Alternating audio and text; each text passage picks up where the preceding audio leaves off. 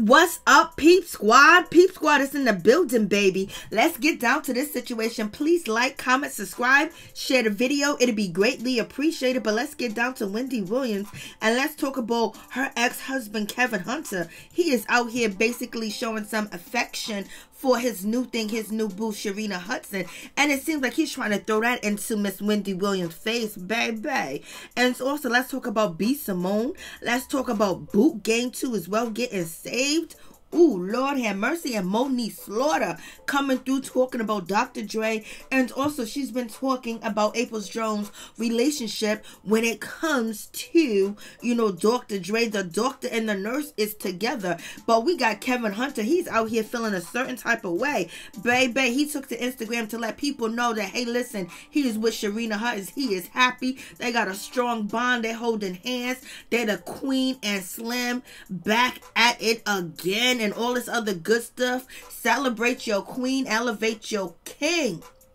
And, you know, he celebrated Wendy Williams for a little bit, but he was out here cheating on her for half a decade. You know what I mean? And she also treated him like a king. He had everything he want. He can go anywhere, do anything. And on the strength of Wendy Williams' name, he had the whole studio. He had studios after studios, big old meetings and everything else like that. Wendy Williams was doing her job. She was working hard. And yes, you know, the situation went down and it wasn't a good situation when it comes to Kevin Hunter. You know, he was out here cheating. He was out here doing the most. He was out here, you know, just basically disrespecting Wendy Williams straight up and down. Had another woman and had her around the corner from Wendy Williams, and he was with her for 13 years. That ain't no side piece. That's your second wife, baby.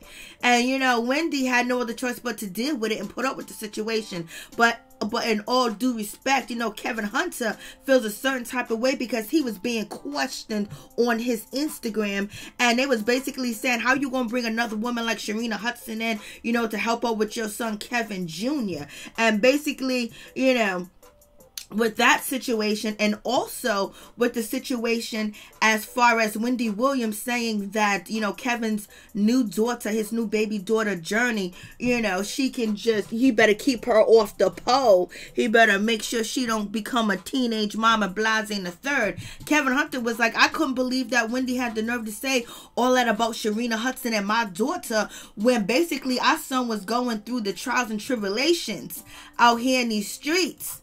And therefore, you know, he had to go get help. He had to go to Dr. Sebi. He had to go to Honduras to get some help and get some treatment because allegedly he got some K2. Allegedly he got all that stuff that was out there, some synthetic weed, blase in the third. And you already know your mind could be gone.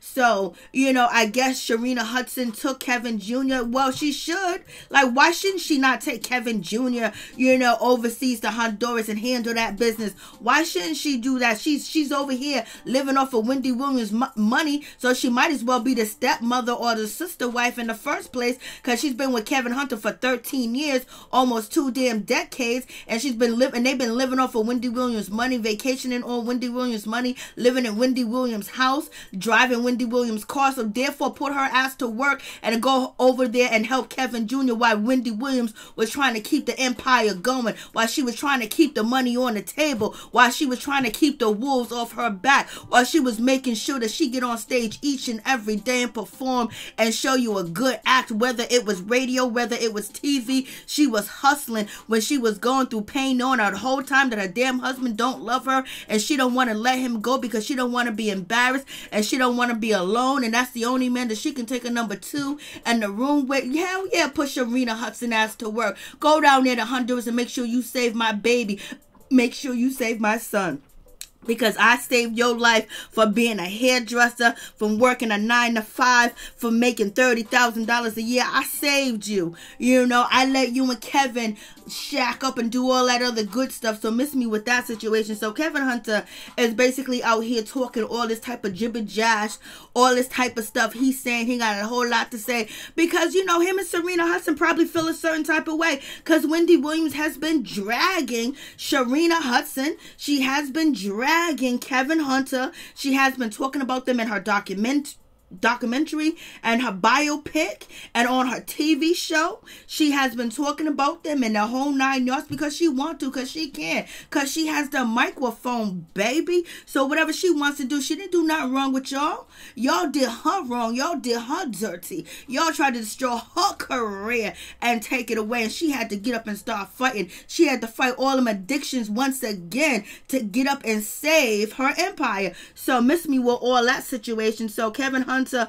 you tried it, but it didn't work. It failed all day, every day. But blessings to you and, you know, Sharina Hudson. You guys moved on. You got a divorce. You got some money. And you feeling a certain type of way. You want to defend your current girlfriend. You want to defend yourself because you know Wendy is dragging y'all. So it is what it is with that situation. So you guys tell me what you think about this whole situation with Kevin Hunter going down to the gram to let people know that Wendy Williams abandoned Kevin Hunter Jr.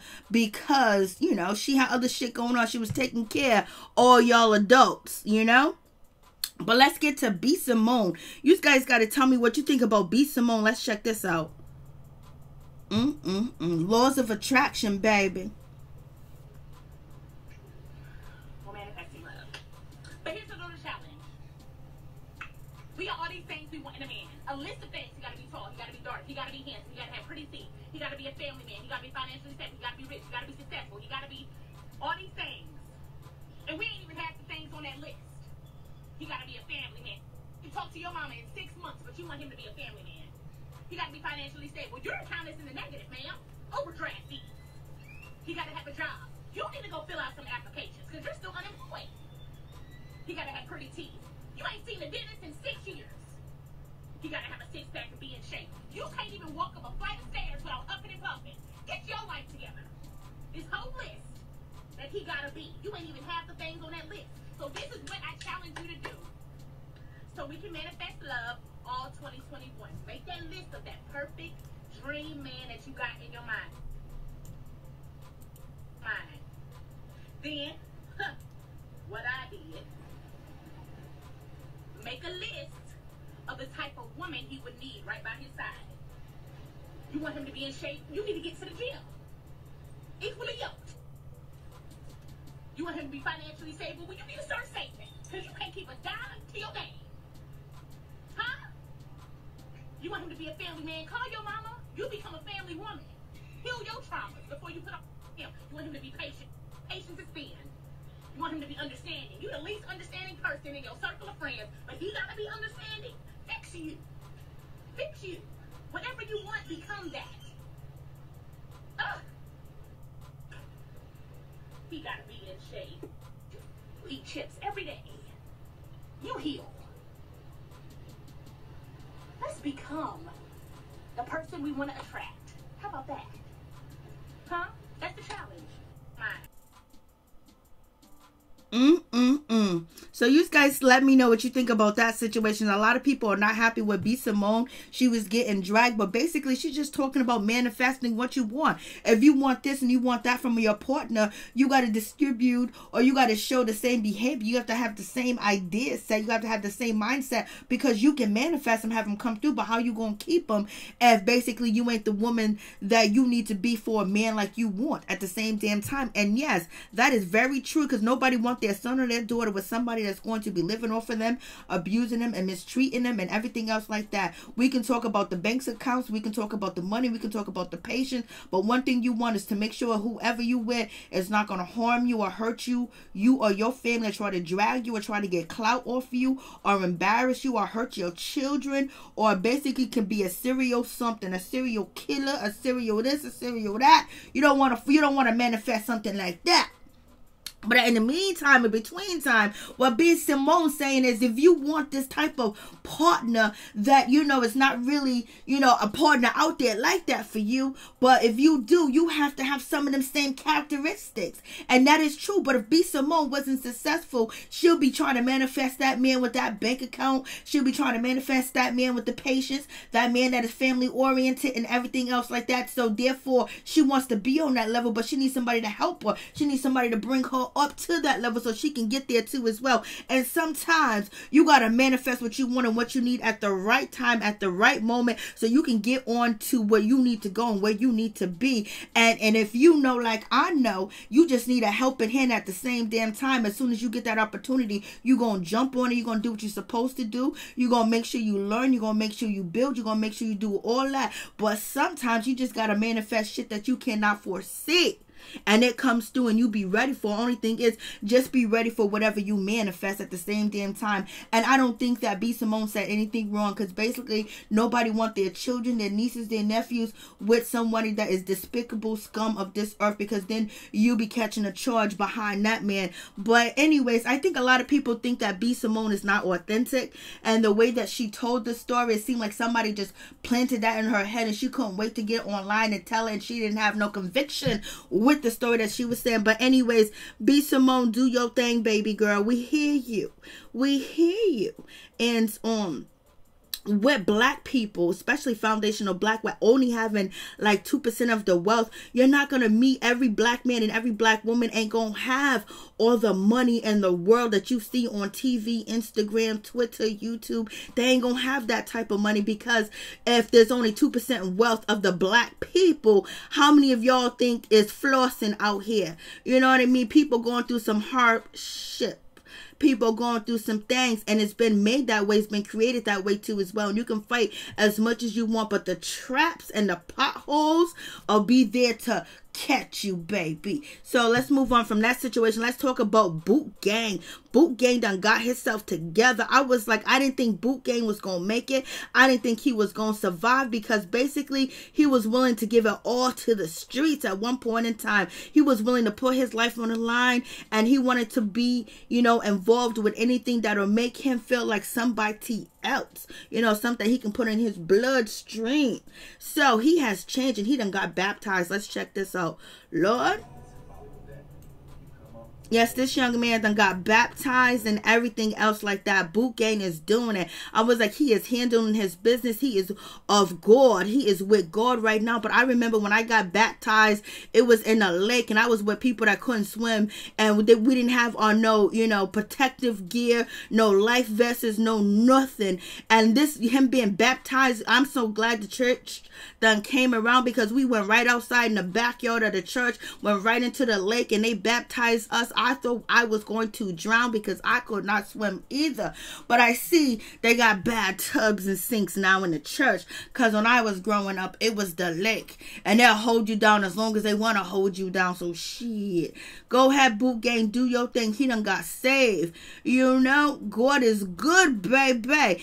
Let's get to Monique Slaughter. She got something to say when it comes to Dr. Dre in April, and she's putting her 2 cents in, and she said she been knew that April Jones was dating Mr. Dre. Let's check this out. I believe that Dre was a woman beater, but after the couple of phone calls that I literally just had,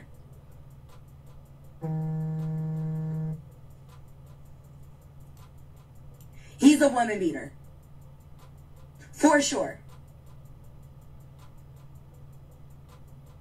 For sure.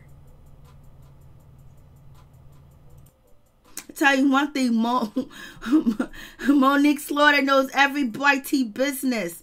She knows it all, baby girl. And April's out here trying to live her life. April, if you can get Dr. Dre to get you a song, get you hot, baby, that will boost his career and yours too as well. Because, you know, we never seen him really put a machine behind a woman. You know, he put that machine behind you like that. In 2021, you might make it. But April ain't worried about it. She's worried about the clout. She's worried about the attention and what she's going to get from this situation. Because, baby, people going to remember April Jones and Dr. Dre, the nurse with the doctor. They're gonna remember Omarion and Little Fist too as well, but they're gonna say that she went up to the legend status. She went up to billionaire status, so she ain't lied about what she got going on down between there. But, you know, she better make sure she got her boxing gloves, her football helmet. She gotta make sure she got her hockey stick, her baseball bat. She better have a catcher's mitt. She better have on, you know, her goalie attire dealing with Dre, baby. So it's going to be one of them situations. But in any event,